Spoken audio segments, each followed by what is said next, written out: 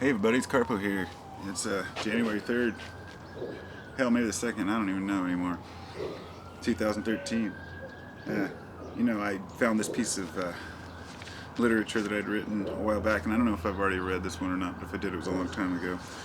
And I just wanted to get it out on tape, so this one's about the sun and about people and patterns and where, I don't know, I haven't really read it yet. Let's do it. Okay. Our understanding of the sun's correlation to the Earth is shaky at best. Over the last 20 years, our understanding of the way these systems work have led scientists to discover wormholes or portals that link the planet to the sun directly, and most likely they will discover that each planet only has a connection with the sun, but to each other as well. I tend to lean more towards the electric universe theory, as well as the multiverse ideas. Every little thing in my life has seemed to lead towards these ideas, and I no longer feel the need to prove my ideas to people or explain why I feel the way I do. I run on human energy, and incorporated in that energy is an electric current of connection that I feel between all things, living and otherwise. Every rock, tree, and mosquito in this web of life has a moment. You could call it a reason. Some like to call it God's plan, or everything has a purpose. To me, it is simply there, and there it is. We can try and understand the thinking of a rock, but it is just a rock. When you and I both see a $20 bill lying on the ground and I grab it first, why? Is there a purpose? Are we both learning a lesson? Well, maybe. But in my mind, no. It just happens. It occurs in an endless cyclic pattern of events, and there's no reason to think otherwise. I also believe there may be other dimensions, perhaps endless dimensions, happening at the same time. If this were the case, then one could argue that nothing happens for any reason at all, for it all happens. Now, don't misconstrue this with me believing that things don't happen for a reason. This is a different way of thinking. Yeah, we can all go deeper and deeper, but you get the idea.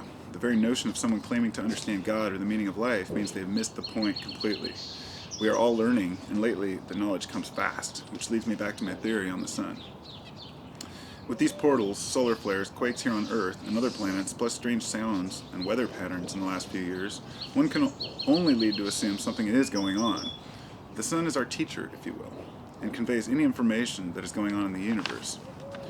When she ramps up, so do we. And I know for a fact that sunspots and solar flares affect human behaviors and mood. I have felt it myself and looked into it and found others who concur, many others. You see, my version of science is personal. I use common sense combined with technical research and plain aha moments. We all have the capacity. You need not years of college to see the plates are shifting and there's been an increase in global temperature. The science is already there. What we have to do as the little guys is compare the data and come up with a reasonable conclusion based on solid evidence, if there is such a thing. If the evidence is sketchy, we make assumptions based on our common sense. But never, never should we let our preconceived notions or religious beliefs get in the way. And this is what is happening to the internet news as well as mainstream. One other no-no in this research and reporting is the guys who talk secondhand on everything they make and everything they hear. Nibiru is a perfect example. I have not written the idea off completely, nor have I left it out of my research. I believe it may be a galactic superwave, it could be a comet coming in, or it could be space debris, or maybe even a brown dwarf like so many people think. But I try not to discount any idea, or accept any idea. What matters is this. It's called the perturber. It comes every so often and wreaks havoc. That we have read, so we move forward and do homework. But these guys just want answers. They want now, and they don't care about reality or science. They act like children when confronted, and lead so many people askew from the real truth of what could be.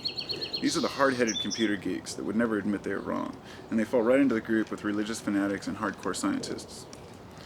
Well, I can say this. Those few may taint the internet as a source for information, and they do a good job at it.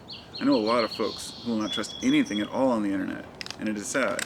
So folks, if you want this internet to be a source for good and uncut news, keep the truth with the proof, and the speculation where it belongs. When you have a good, clear picture of Nibiru or the Hollow Earth, let us know. Until then, stick to the research like the rest of us. Now, I do not think this means I do not believe in these things. Rather, I am aware of their possibility and act accordingly.